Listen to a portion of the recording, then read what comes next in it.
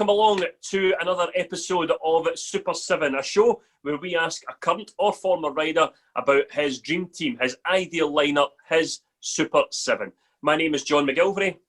And I am Liam Rudden, and it's great to be back for a second series of Super 7. And tonight we have a great guest, as always, telling us about their dream team. Now, it may be riders that they watched as a child and who were their heroes. It may be riders that they've ridden with on the track, or it may be somebody up and coming that they can see the talent in. But we've asked them to tell us their Super 7, their dream team. To introduce tonight's guest, it's back to John. Yeah, thanks, Liam. So we have this week a 2007 Under-19 European champion. He is a two-time Under-21 World Cup runner-up, and he first came to ride league racing in the UK in 2008. Welcome along to Nicolai Klindt. Nicolai, thank you for joining us. First and foremost, how are you? Good, thanks. I'm good, and thanks for letting me on the show. No, thank you for joining us. We did a brief chat before we went live here, and obviously things have been very, very different over the last year. How are you surviving things over in Denmark? I'm surviving all right, to be honest. The restrictions are sort of the as in England, other than you can go out as and when. There's no restrictions on our run or exercise or whatever. Everything is shot over here. There's takeaways, pharmacists, the same kind of shoppers' boots is open, McDonald's and stuff like that, and loads of takeaways. So it is more or less the same. Monday for group training in a gym. But because we was a professional group of 5, then we were allowed to train with a trainer. So it's a little bit different, but more or less the same. Mm-hmm. I've not been for any professional training down at the gym. What about yourself, Liam? I think you can tell I've not done any training. There's a door at the end of all this, I'll tell you. Nicolai, we didn't get much Speedway at all in the UK last year. John and I think we presented 2 meetings in the whole year, 2 junior meetings. What was it like for you? Did you manage to get some time on the bike on the track? Yeah, I was, even though I only did 27 or 28 meetings in 2020, I was actually fairly busy. As many know, I traveled to Poland in the middle of June, and I think I had my first meeting around the 3rd or the 4th of July. I had to do 2 weeks, 14 days quarantine, but it was a little bit loose because I was allowed to go out as long as I didn't get in contact with too many people. I found out when I got out there, so it was okay. But yeah, I've been busy. I've been doing a full league program in Poland, a full league program in Sweden, where I think I ended up doing 8 or 10 meetings. And then I did a semi-final and a final in Denmark of the Danish championship. So I've been fairly busy because I've been doing a lot of practice as well. So yeah, it's been good for me. How different did it feel with all the restrictions and the precautions that they brought in? Did it feel very different? Not as a whole. I wouldn't say as a whole it felt any difference. Obviously in Poland we had to wear masks and gloves at all times, and if we didn't, we had a grand fine, and I nearly got caught out a couple of times. And also we couldn't get in contact with any fans, and I was told off once because I had a picture with a fan at the stadium. The funny thing though is after the meeting, when I went for some lunch or something, I could have a picture with a fan. So, and also I didn't wear any gloves or mask down there. But yeah, it was a bit tough because you had to get used to remembering your mask, remembering your gloves, and it was around 32 degrees in Poland. So it was not very comfortable, that's for sure. And then you've got the television cameras on you all the time, and I saw a few of the riders grabbing for their masks as the TV camera came past them in the pits. Yeah, that's true. That's true. And it was always on me because I'm the better looking person. Love it. It was sometimes you had to sort of be precautious when you got into the pits, but Actually, when we did a Saturday meeting at 2:00 and also a Sunday meeting at 2:00, there was no cameras in the pits. It was only a internet televised meeting on something like BT Sports app or whatever you call it. So there's no cameras in the pits. There was only a couple of cameras around the stadium to record the racing. So it was not too bad. And was it a big fine if you got caught? Yeah, grand. A grand. Wow. Okay, John, we better remember our masks. No, he says he's the best looking guy there, and he tried to tell us on the front page of the Speedway Star that he's not one with great self-belief. But I don't believe that for a second, Nicolai. No, I actually think I was told that this week's Speedway Star was the best selling this year so far. Love this guy. Love this guy. We're obviously craving Speedway over here. We didn't get anywhere near what we'd hoped for, never mind what we can usually expect. I did read the interview there. You're saying that you're happy to come back next year, or this year now, for Ipswich. Are you hoping beyond hope? Have you got a date set or anything like that you're thinking we can get back into the UK and get racing again? To be honest, I don't have a clue. I haven't been in contact with Chris Louis recently, so I actually don't know anything about what's going on or when they're planning to start. Obviously, the first date was April the 1st, around Easter weekend, but that's been pushed back a bit now.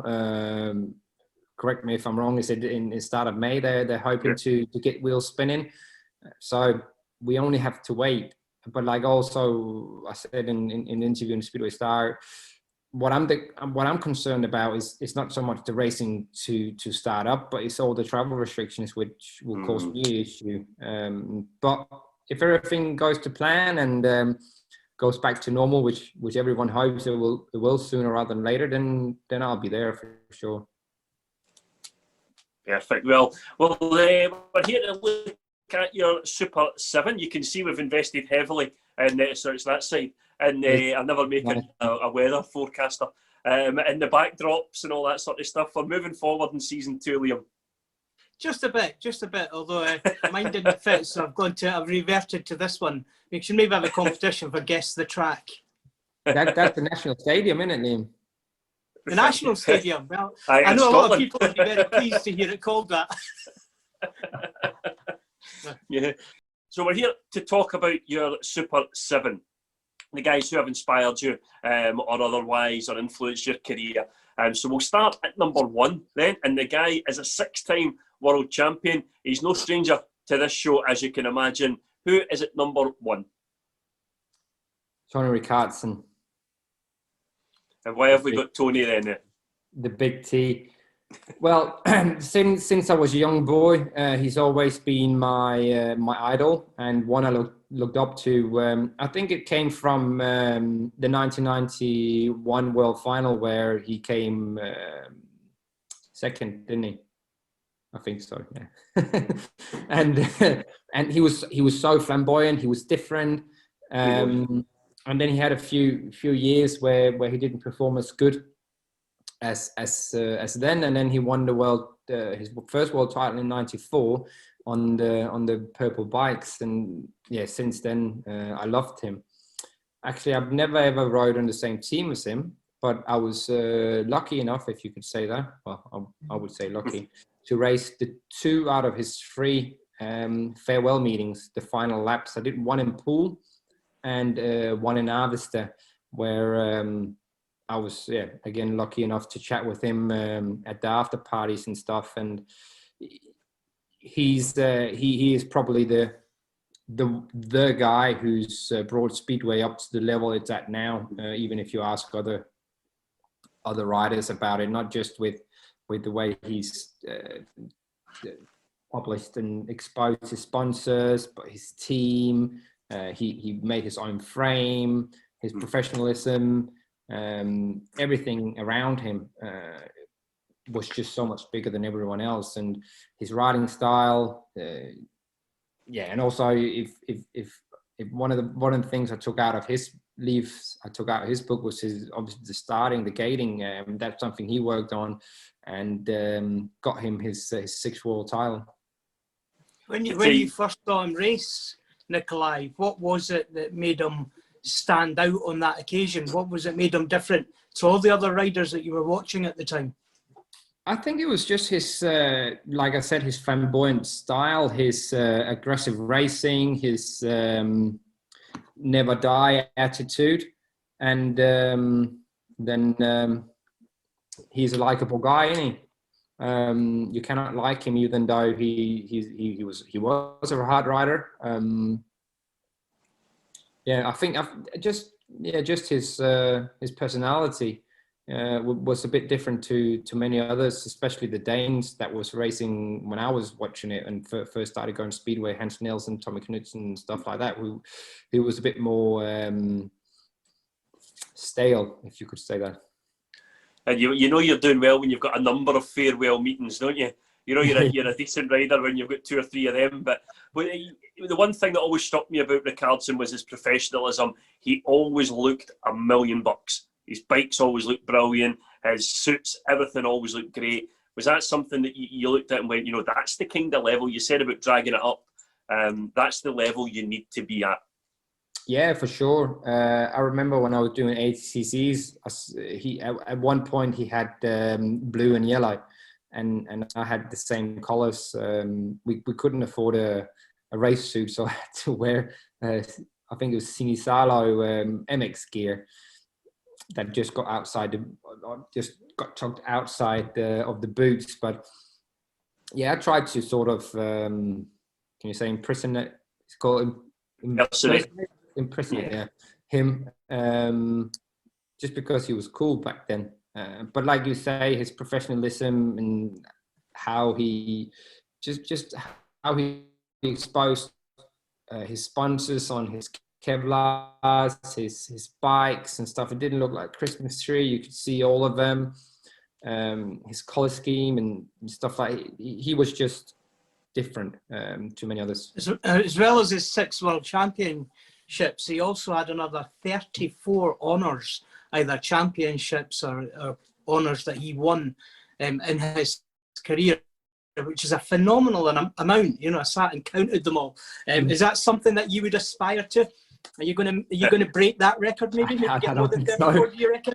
But if I could have a couple of honors, then I wouldn't mind. But like you say, it's pretty amazing to think about, because it was actually in such a short career. He finished in 2007 midway through, and the first time he got a world championship medal was in '91. So it's a short career, even though if you take someone like Hans Nielsen, he had multiple world championships and titles and medals and I don't know what. But that was in sort of a 2 decades nearly. So I wouldn't mind a couple of his honors, that's for sure. You said you've mentioned Hans Nielsen a couple of times there, and I don't want to give the game away too early, but he's not in your 1 to 7. Now, personally, I think it's probably as the time I started going to Speedway, I loved Hans Nielsen. I still do. He's probably one of my favourite all-time. I think he's one of my favourite all-time riders. Is there a reason he didn't make it into your team? There's many to choose from, innit? And I could make a list of riders I would like to be to have been in my team, but I tried to do a bit of the past, a bit of the now, a bit of the old guard, if you could call them that. You could also say, Erik Gundersen would have been nice to have written down in my team. And obviously I know a lot about Erik, but I've never watched him ride. And I think it's due to the rivalry Hans and Tony had, and I was on Tony's side, so that's why he didn't. We were hoping for some personal beef. We wanted a bit of sensationalism here on Super 7. That's a very strong start at number 1. At number 2, we're going to go for a Maltese-born rider who was also a world champion and a 3 times British champion. So, Nicolai, who have you got at number 2? Mark Laram. And the reason for that is, again, his riding style. I loved watching Mark all the way back from when I first saw him in, I was actually there.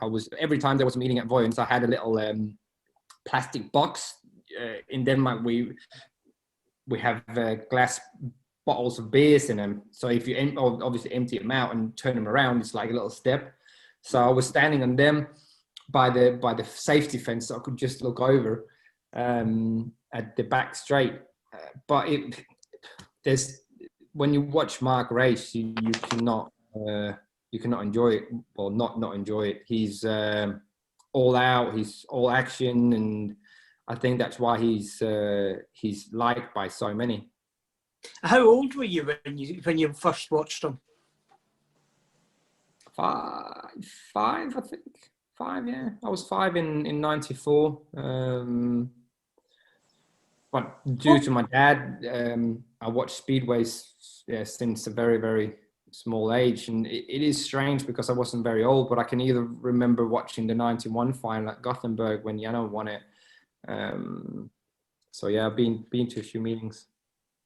What was it about his style, Nicolai? You said, it was his style that captured your imagination. Yeah. What was it that he did that other riders weren't doing?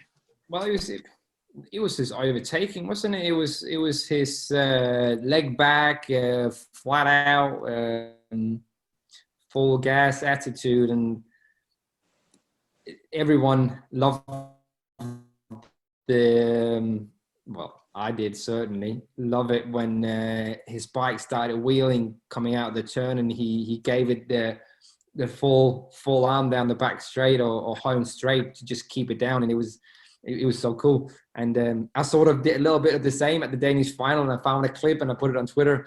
I think I wrote something with a bit of I did a bit of a Loramsky style of the home straight, but that also I remember when he won in 99? He won the Danish Grand Prix in '97. What was it when he won it in Linköping? Was that 99 or 2000? 99? Oh, Wasn't it? It was Wildcat. I think it was Wildcat. It was when he was raining in that. That was an awesome race, one of the best. And it was a bit strange, to be honest. He didn't win a GP, but he got crowned world champion. I was going to ask, do you think that's something that could happen nowadays, to go through the GP card, not win a Grand Prix, but be the world champion? No, I don't think so. You have to be on top and at the top of your game nowadays, because the top boys are too consistent. Not saying they weren't back then, but obviously. But do you think there was more of a top boys? Do you think it was maybe 5 or 6 or 7 top boys back then, whereas now you're really looking at maybe 3 or 4? Yeah, I would say the field nowadays is more competitive than it was back then. No disrespect to the riders that were riding in the late 90s, early 2000s, but when Mark won it, it was 24 riders, and I think some of them could have been replaced by you or Liam, to be honest. I don't know about that. Right. So, Mark Laram, listen, great inclusion. He's the first time I think he's came up on the show, and I can't believe it's taken this long. As you said, pure entertainment, Mark Laram. And full excitement, wasn't he? Like, it's a bit like Chris Harris nowadays. Even though he's not as his prime, I love watching Chris race because he gives it all, and it's sort of the same thing Mark had. And funny enough, both of them had Norrie as a mechanic, didn't they? So I don't know. I don't know if I need Norrie in my team to race like that. So we're heading over to Australia for the third member of your Super 7.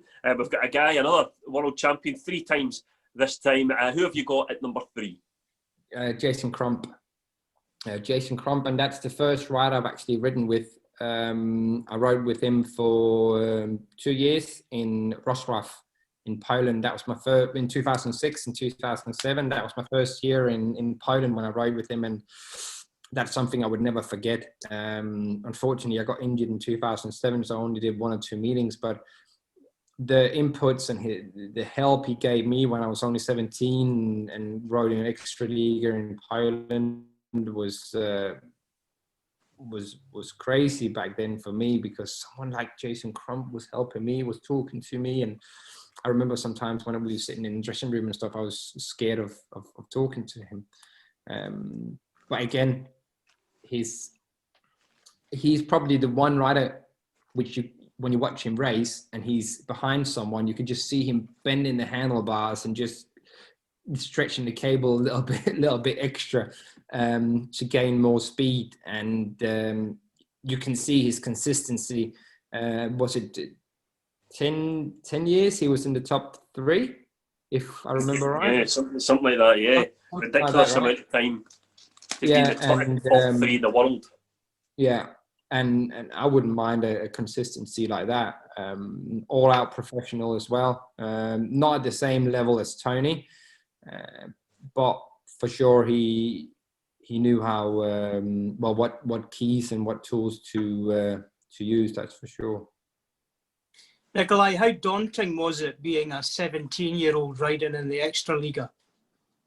Very. It was the first year back then they started allowing foreigners in the team on the junior places on 6 and 7, and I got a call. I had the year before I only rode in Denmark, and I was supposed to just do Allsvenskan, which is the second best league in Sweden, in 2006, and Flemming Gravesen got a call from Marek Cieslak, the Polish national coach, and asked if he knew anyone. He was like, "Oh yeah, I know Nicolai.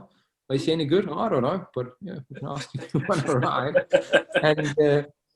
And I started riding there, and I remember first time I came to practice, I beat Thomas Jędrzejak, who was one of the better ones back then.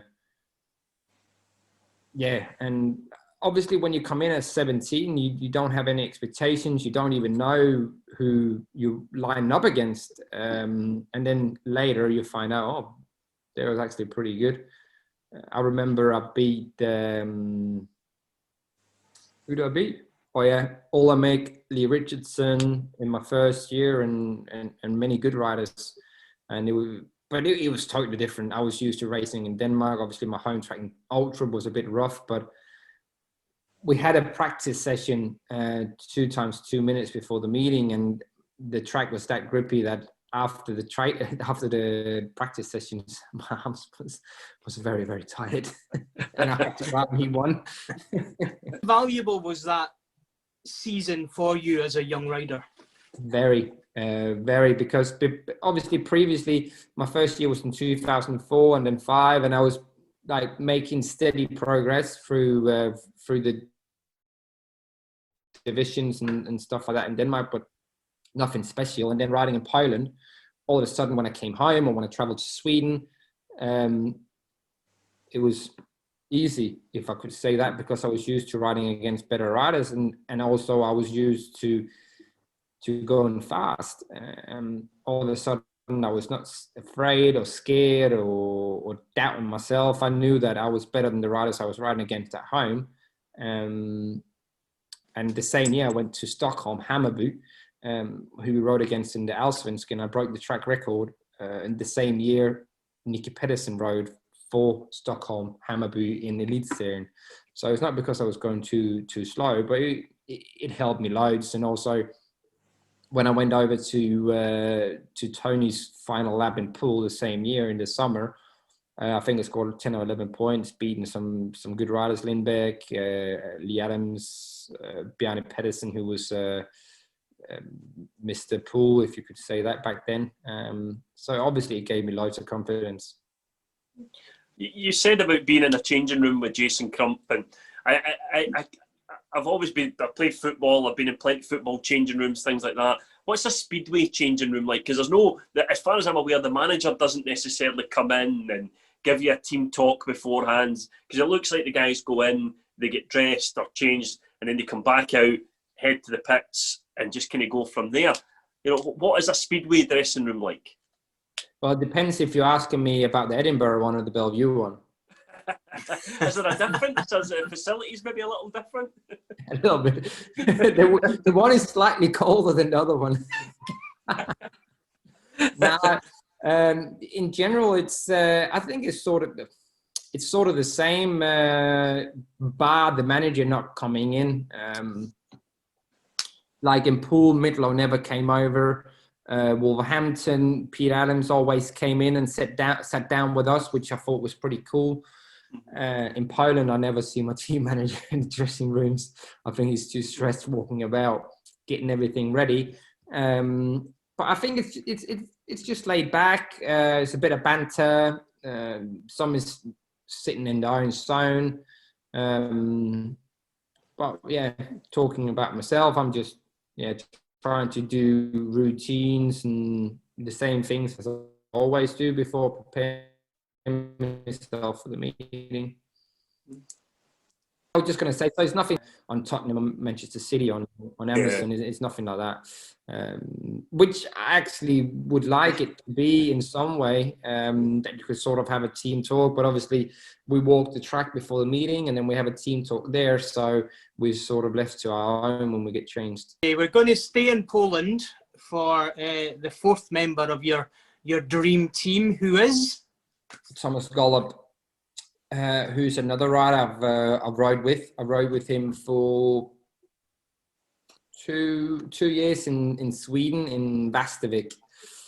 Very special guy, very, very special guy. It's not that I talked a lot to him. I talked more to his manager than him, obviously because of the language barrier, but a phenomenal rider. If it hadn't been for his head and his thinking of wanting to be better than he was, because he was very, very good. He didn't need to be any better, really. He would have been multiple world champion, that's for sure. And what is he like as a teammate to ride with?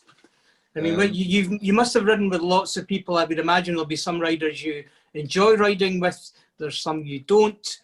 Is there just a chemistry where you meet somebody in a team and you click on track together?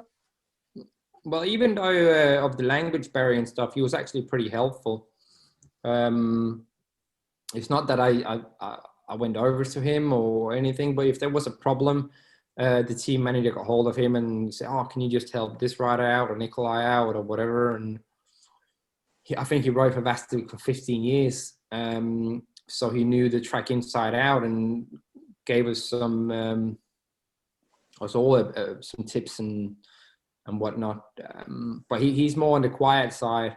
I think it's a little bit different if you were Polish, because then the language barrier wasn't really there. Mm-hmm. You mentioned about his headspace, and maybe if he'd been a bit, I don't know the word to use, but he could have been multiple world champion.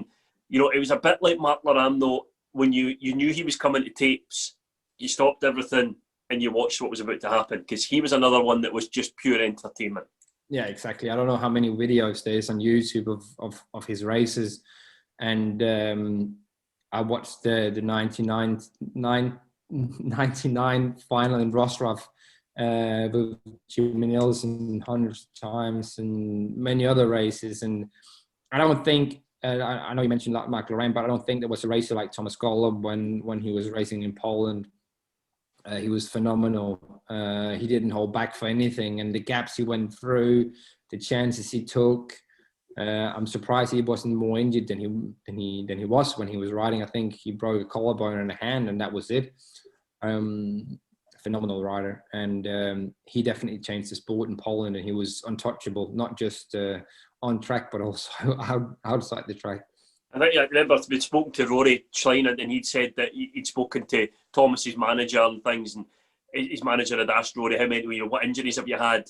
And Rory's saying, well, I broke this, and this. Thomas is broken, I think maybe like a collarbone or something. It was just the difference in injury for a guy, like you say, who was balls out every time. Yeah.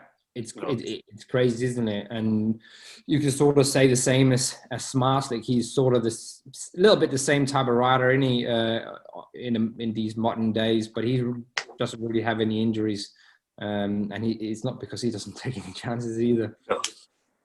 No, like one thing with Thomas as well, which was one thing with Thomas as well, was a bit strange. Like he would make a practice start and he could or even warm up the bike, and he could say, "No, this is no good."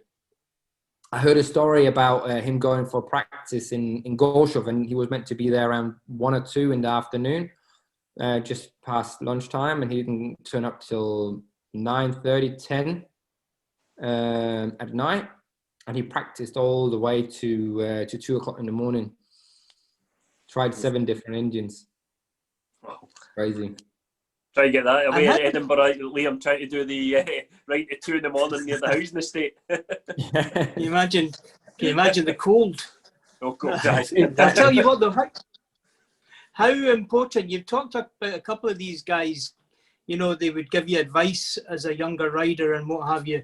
How important is it for you now to pass that on to the riders that are coming through now and to do the same thing?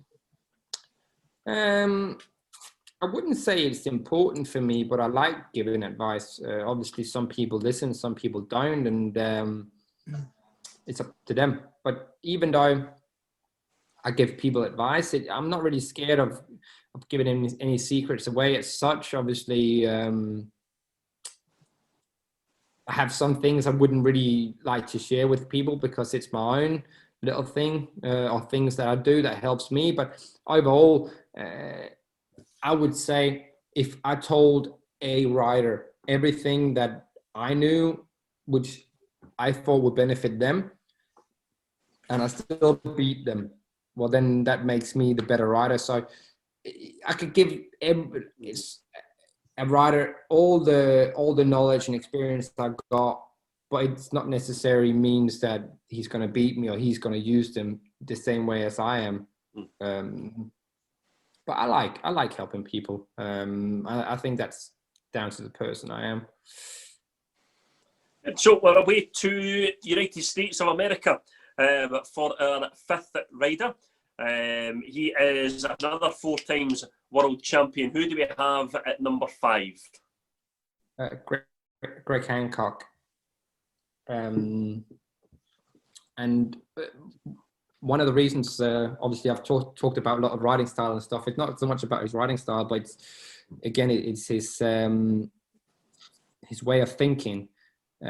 He thinks Speedway. He always want to do better. I've tried to take a lot out of his book, if you could say that. Not that he's been giving me a lot of advice, but just looking and hearing and seeing things that I could put into my little bag of experience and knowledge. But if you look at Greg Hancock, was he 48 when he won his last world championship? Yeah. He's 50. Coming up for 51 this year. Yeah, so I've still got a couple of years left to win. What do you think the secret of his longevity is? You know, to sustain his career for that length of time. I think injury-free. Obviously, he didn't take the chances and stuff like Thomas Golob, but he hadn't really had any injuries up until he damaged his shoulder falling down the stairs. I think he broke a collarbone and had a concussion and stuff like that. But then again, he was a much more sensible rider, and he had a head on his shoulders, if you could say that, which is not very very unusual for speedway riders, isn't it? He has a head on his shoulders, but still ran a full back straight so he could spear Nicky Pedersen. That's true. But I rode one meeting with Greg, but then I've spoken to him a fair few times, and I rode against him a fair few times as well, and also beaten him a couple of times too. But he's definitely one that was in the newer era of Speedway has been the best of the best. Even though he was 40 plus, he managed to be consistent. That consistency, like we talked about with Jason Crump before, he had that after everyone else sort of finished their career. And yeah, he is second to none. He's actually a really good friend of one of my really good friends who's involved a little bit in my racing program on my team, if you could call that, which is a bit funny, but he still don't want to give any secrets away. Nicolai, you mentioned about staying injury-free, how some of these riders manage to do that. How big a part does luck play in whether or not you get injured? Very much, I would say. But then again, I'm not really a believer of God's faith or anything, but I think sometimes God have a plan for you, which you just gotta jump on, whether you like it or not. My injuries, I've had a fair few over the years, but the one was my mistake, when the one that sort of crashed my career around 2012. But then after that, when I was injured in 2014, 2015, 2017, I either had people ride into me, or people crash in front of me, or hitting very big holes on a not so good track. We speak to a lot of guys in Nicolai, and they talk about the buzz from Speedway. You know, we ask them what do they miss about Speedway, and it's the buzz. Now, how does it? You think you win any race and you'll get that buzz? When you mentioned you beat Greg Hancock, what kind of buzz do you get after something like that? Is it bike in the van up the road? That's it. Can't get any better than that. Pulling wheelies for 4 laps afterwards. Obviously, it's a cool feeling beating someone like Greg Hancock, but not to sound cocky or anything. If I wanna go to the level, or get to the level I see myself at, then I have to beat riders like that. But to beat someone like Greg Hancock is obviously special, because he's achieved so much in racing, in Speedway. So it's pretty cool. But just winning a heat in general is giving you a massive boost. I think some riders, when they win a heat, it looks like they won the world championship, and also it does the same. Well, I do the same sometimes, but it depends on the heat, who you beat, how the heat have planned out, if it's been a good race or it's an important heat win. Sometimes I just give you, or the rider behind me, the good old wave, and then I head back to the pits. So it's very different. Sorry, Lee, before we go on again, there's a dying trade happening in Speedway, and it's the lap of honour. Yeah. Now, so many riders will win the race and then they'll just burrow back round and head back into the pits. Is this like an inner circle thing with the riders that we fans don't know about, or is it just something the riders are that focused and it's back on for the next race? I always, to be honest, I don't want to be up my own ass, if you could say that. But I always tend to do a lap of honour. I think it's important for the fans, and also it gives me. I use it a bit as a breathing, bit of breathing space, instead of just coming into the pits being out of breath and falling off the bike. Now I think it's important. I think it's a shame that not more people do it. Obviously, if you have 2 on a trot, or you're out and you, let's say 3 and then 5 again, there's no break. You have to get in as quick as possible. But I always do it. I do it in Poland. If I want to heat, I do it in Denmark if I can. If I want to heat, most of the pits are just behind, or just in front of the starting gate in Denmark. So you actually do sort of a lap anyway. But most tracks, I do it if we're at home. Away, I don't.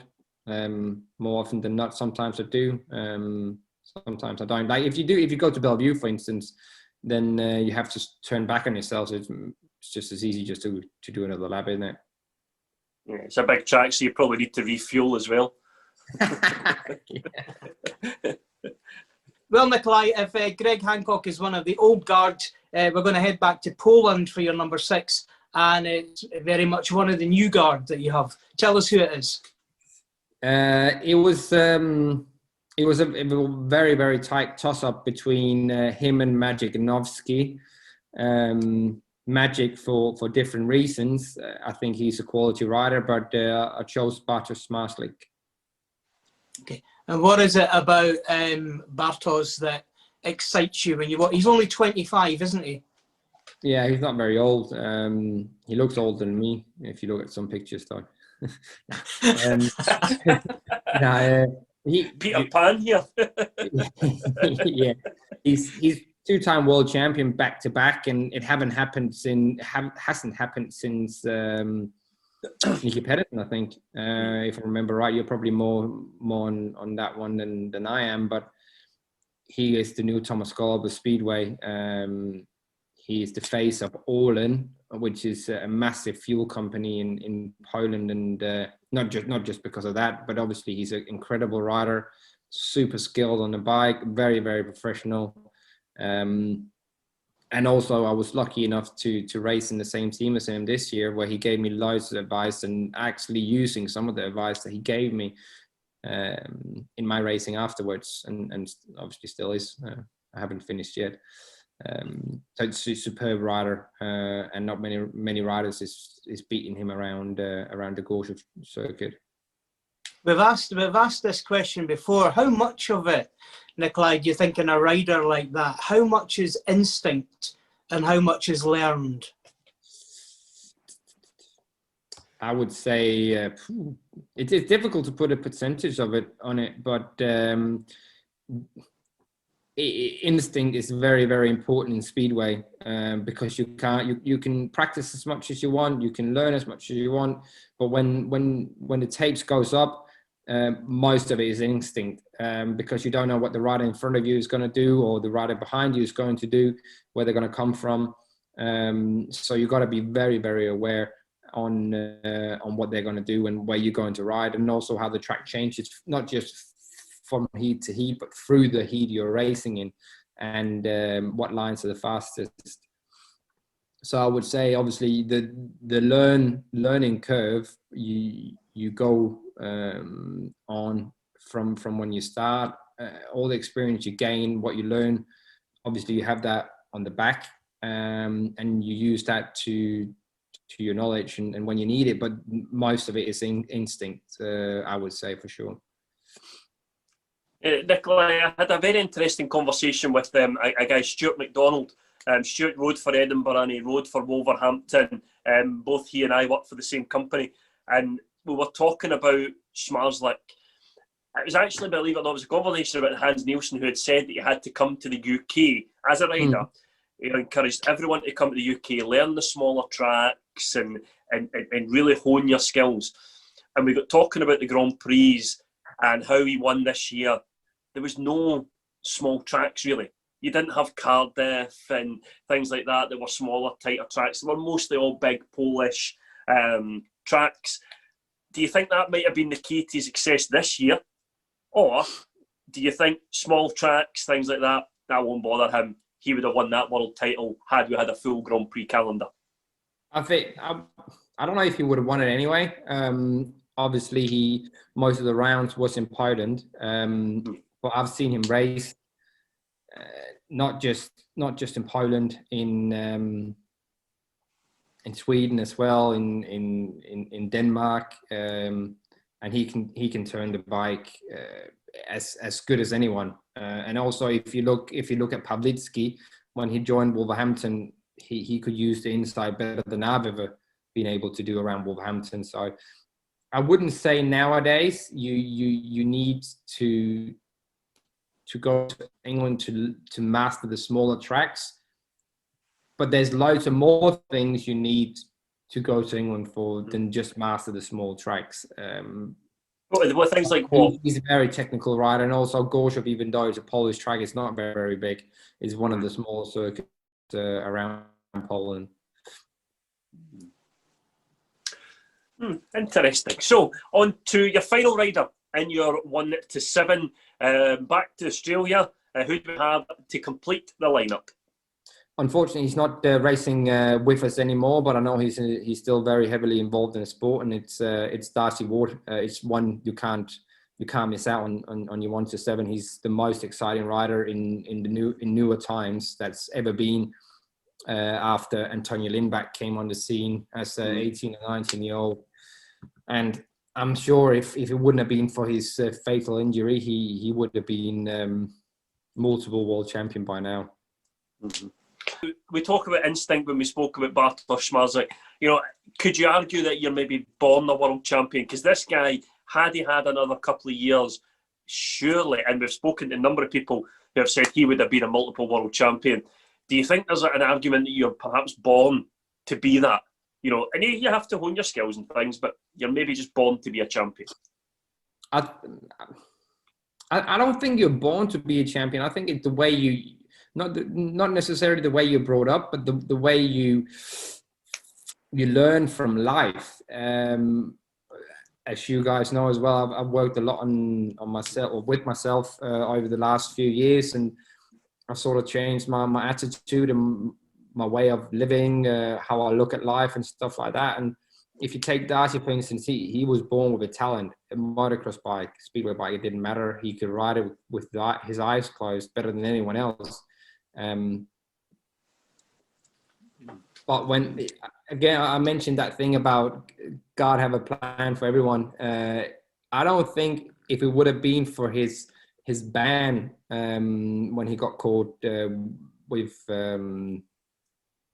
from what's it called, alcohol in dagger pills, that would have changed his attitude towards the sport. Because I know he went home, he trained, he went on diet, and he came back like no one else. Like, he was a totally different person. He was on form. Like, I don't know how many maximums he had in England. When he came back riding for Swindon, he was unbeatable. He went to Poland, absolutely smashed it. Worked on his weaknesses, made them his strong points, and unfortunately had that crash. But he would have been a multiple champion, that's for sure. It's a reminder of the risks that you all take every time you get on a bike to entertain us. Obviously it is. And you can, if you take Darcy's crash as an example, it wasn't even a risk he took. He was just behind Laguder, going on to the last lap, and he just hit a small rod. It wasn't even because he was trying. He just hit a small rod, and the bike just went away from him a little bit, clipped his back wheel, and then fell awkwardly. And it could happen to anyone. I think some of the crashes that we've all seen, we would think, bloody Nora, they're never going to walk away from them, and they stand up, brush themselves off, race the next heat. Yeah. Whereas some of the crashes where you think, oh, get up, like nothing happened to you, and they've broken something. It's a bit weird to think how that actually happens, but obviously we take a risk every time, and you have to trust one another when you go on track. Obviously some riders you can't trust as much as others, unfortunately. Well, it's an amazing 1 to 7 you've got there, Nicolai, but if you had to pick one to be your captain, who would it be? Greg, for sure. I don't think there's a much better team rider in the pits and on track as Greg. I've seen him many times and spoken to loads of people, and he's very, very helpful, because even though he wants to win, he wants his team to win. You've seen lots of times not so good riders ride on winning teams, and obviously that makes them better. And then they go somewhere else the next year and they don't feel the potential they had the year before on a winning team. It must be brilliant to turn up to a meeting and you're going there and there's Greg Hancock in the pits as the captain, just waiting to have a chat with you and get you up for it. And you know, you probably wouldn't need a huge amount of motivation after knowing that he's in your corner. So, that's true. That's true. I've heard the same thing about me. No. I wish, but not for sure. And especially because loads of the younger riders, and even myself, if I was going to ride on the same team as him this year, massive motivation. If we just go back a little bit, I was meant to race on the same team as Jason this year, and that was something I really, really was looking forward to, because obviously I've raced with Jason before, and I know how much that helped me. Now I'm a better rider. I'm older. He's coming back out of retirement, and I was really hoping that he could help me in certain ways by riding with him week in and week out. Helping me progress a bit more with a few tips.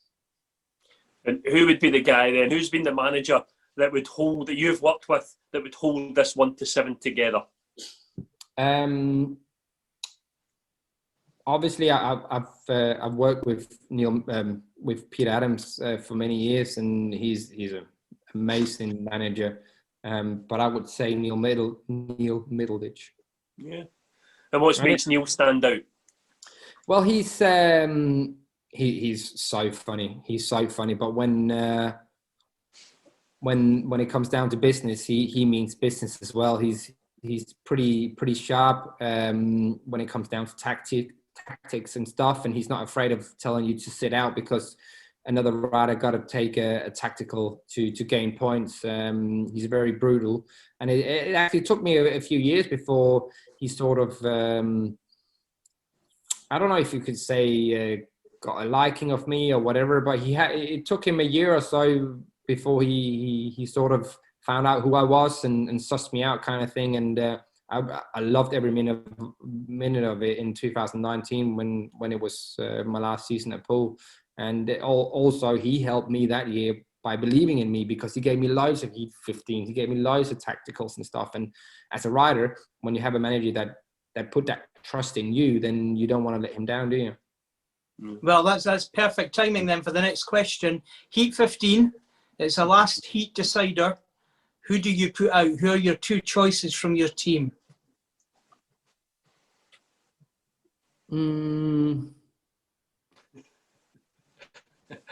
Darcy Ward and Greg Hancock. Darcy and Greg. And what is it about that pairing? Well, I was actually thinking about Tony and Jason. I could probably put Jason in with Darcy. Jason in with Darcy as well. But Greg, I think as a team, he would probably be the better team rider, even though Jason is a great team rider as well, like you've seen many times, as well as Darcy. So I think you get the most out of a Greg and Darcy situation, a bit like when they rode together at Pool. Okay. Sure. Now we've got 10 quick fire questions to take you to the end of the show. Just a bit of fun here, Nicolai. John, do you want me to start or do you want to go? No, on you go, Liam. On you go. Okay. Number one, when was the last time you were on a Speedway bike? It was I think it was 11th of October 2020, and it was a Bydgoszcz, the last league meeting of the year. And do you have a lucky or favourite helmet colour?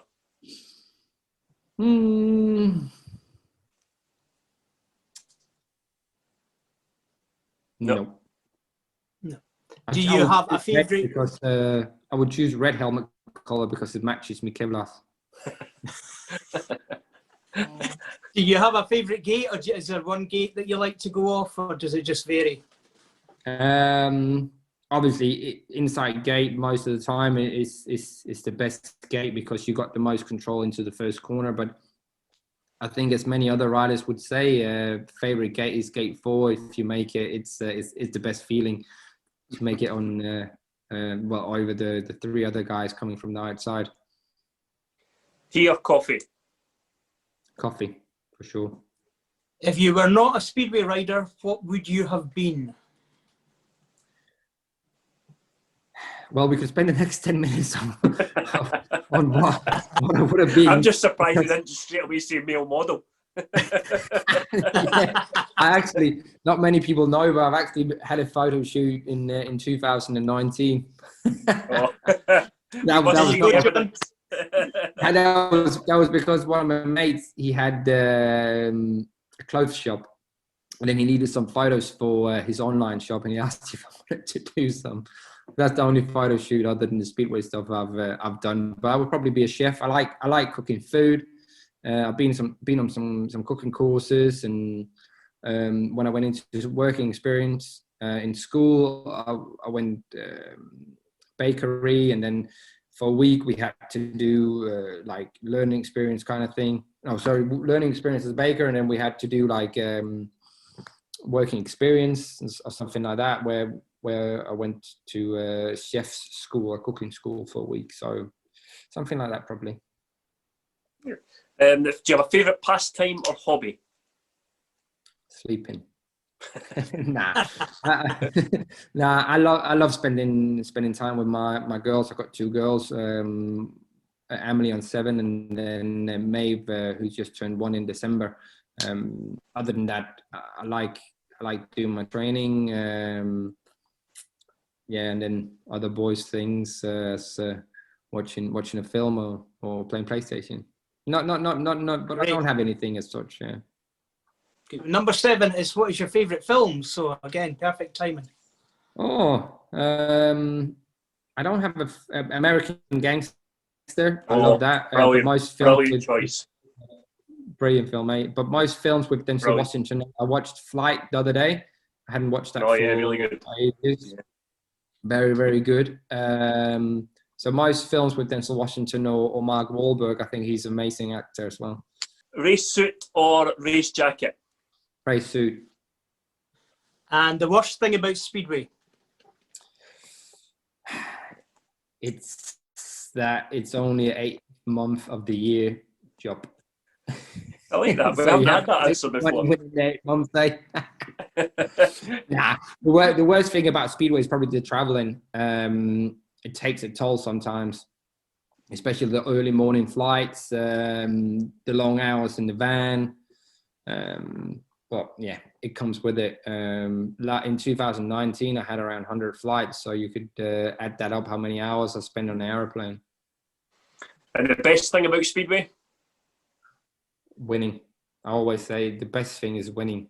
Coming back to the worst thing about Speedway is probably the training you have to put into it. But obviously, the winning makes up for all of it. Also, all the things you experience, you see, people you meet. I love Speedway. I know it's not on a level of being a football player or anything with the money or with the fame, but I love Speedway, and I think even though you world champion or whatever, I think everyone is more or less level-headed and can speak to everyone. I like that about my sport. Well, that's a great way. Also, the fans are very passionate, aren't they? No matter where it is. So it's a great sport. I love it. Yeah, that's great words and a great way to end the show. It's been an absolute pleasure talking to you, Nicolai. It's been fascinating. There's been a lot of laughs, and we've thoroughly enjoyed it, Liam. Yeah, it's been a great show, Nicolai. It's been a pleasure to talk to you. Always great to hear the stories that we don't see, if you like, the stories from behind the scenes. So thank you for your time today. No problem. Anytime.